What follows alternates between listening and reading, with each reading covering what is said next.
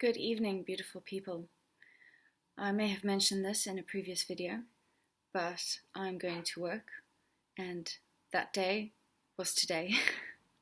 There will be more days to come, but today I was at work. I've just gotten home in the last 10 minutes. It is 10:30 in the evening, past that already, and my energy is great. I did hit a lull in the day, approximately 2:30 to 3:30. Luckily, I was in a position where I could take a half-hour break, and I just rested, and I felt really sleepy, and I just had my afternoon lull. And then after that, my energy picked up, and it just kept on rising and rising. So this morning, I did cycling, and then I walked to work and took the train as well. And then while I was at work, I was walking and climbing up a short ladder, like a step ladder, nothing serious. And yeah, everything was all fine apart from that little slump in the afternoon. My cycle ride was good. It was half an hour. I didn't stop to tan this time because obviously I had to go to work. But in terms of Fitbit stats and all the details, let's get to it. So yesterday I burnt 2,238 calories. Today I've already burnt more than 2,100, so I'll probably burn a little bit more than that when I read the stat tomorrow. The lowest my heart rate went to in the night is 49. I slept quite badly because it's hot at the moment and it's difficult to sleep for me, but apparently my Fitbit says that I slept for 8 hours and 29 minutes, which is great. My resting heart rate has dropped to 58.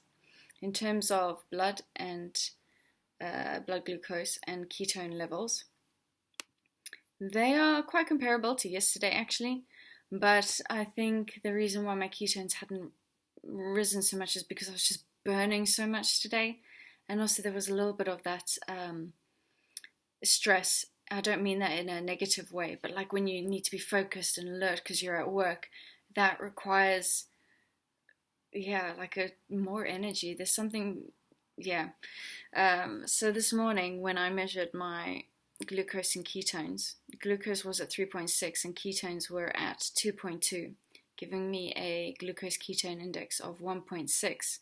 And then throughout the day, my glucose kind of hovered at 4.5, 3.9, and my ketones hovered 1.7, 1.5, 1.8.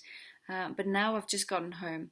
It's been a commute home and it's a 17-minute uphill. So I've literally just come back and my glucose, I feel great. My glucose is at 4.6 and my ketones are at 2.1, giving me a glucose ketone index of 2.2. So the fact that my ketones are at 2.1, even after I've just burnt them walking uphill, carrying a bag with like a big water bottle in it, and 17 minutes, and also the train ride and leaving workplace and all of that. So considering that my ketones are that high is really quite promising, especially at this time of night as well.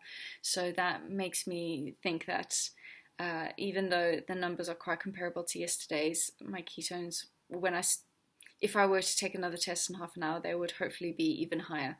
So I imagine that tomorrow they will be even higher. At some point, I imagine I might hit like a protein wall, basically when your body realizes that it's not getting any more protein and amino acids.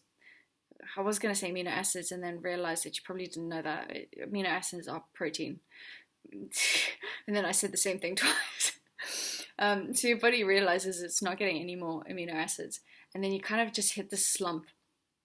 It's usually day 4, 5, and 6 that is the hardest in a fast. I think I hit a bit of that slump today at work after all that excitement of having to get ready for work, and obviously I went cycling as well because that, even though it seems counterintuitive, like you want to preserve your energy, actually when I go cycling I notice that it forces my body to then kind of like wake up. And I think because I went cycling this morning, I now have such great energy sustained throughout the rest of the day, even though you do hit that slump afterwards. Your body has to learn to adapt. Basically, when you're in a situation where you feel hungry, where you feel tired and you push yourself through it, your body goes, oh crap, I need to get better at dealing with this kind of state. So the next time it happens, it should, in theory, be easier. So I'm hoping that some of that slump I experienced today. So we'll see what I'm like over the next few days. And we'll see what my ketones are like in the next few days. I've not had any MCT oil today, not had any supplements today, apart from a little bit of calcium powder that I've just now had before bed, because I'm a woman and because it's got a little bit of magnesium oxide in it, which kind of just helps.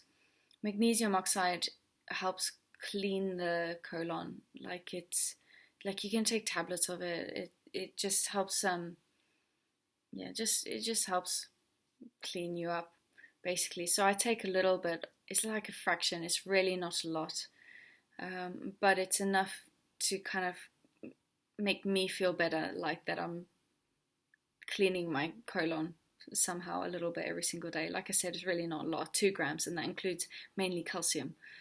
And I also had tea today. So morning's always the hardest. It's always the evenings that are easiest. Once you push through that wall, then your body goes, okay, I need to wake up now, and then your body starts really functioning properly. So for me, the hardest part is when I wake up and then I have to go, right, I need to go brush my hair, I need to straighten my hair, I need to wash my face.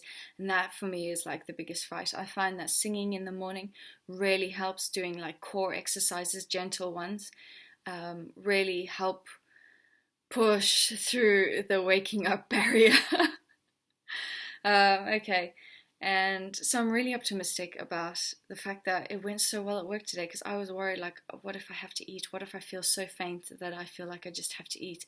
But every time I started getting a little bit nervous about it, I'd just be like, okay, relax, it's going to be fine. Come on, buddy, just push through this, just relax, just calm down, get that energy. And it always worked every single time. At the moment, I'm now sipping on my fermented real soy sauce, not the cheap crappy stuff, but like this is real fermented stuff, and it's diluted with water, as you can tell, and I'm just enjoying that for a little bit of salt, because I know if I don't have this now, I'm gonna feel like massive salt craving tomorrow that might make me want to break the fast, and that's not what I want to do. I want to keep going as long as possible. I got a lot of weight to lose. I'm tired. Yeah, I just want to fit back into my old clothes. Fun fact of the day is, do you know that you can make a difficult conversation easier by focusing less on bullet points and like thinking less of all the details that you want to say, and instead just listening more to the other party that you're having this difficult conversation with, and using the opportunity of when you listen to them to then ask them questions about, why and how and that sort of stuff. And that is apparently a much better way to have a difficult conversation. If you want to read the more details, there's an interesting article. I'm not sponsored in any way. This is stuff that I actually read and I find interesting myself that I'm just sharing with you. The article is actually on Inc.com and it's called "Want to Make Difficult Conversations Easy?" ? So yeah, optimistic. Yes, day 3 of the fast. I went to work and I did it, people. I'm so proud of myself. Now let's see how all the other days at work go. Especially because it's day 4, 5, and 6 coming up, and those are the hardest days in a fast.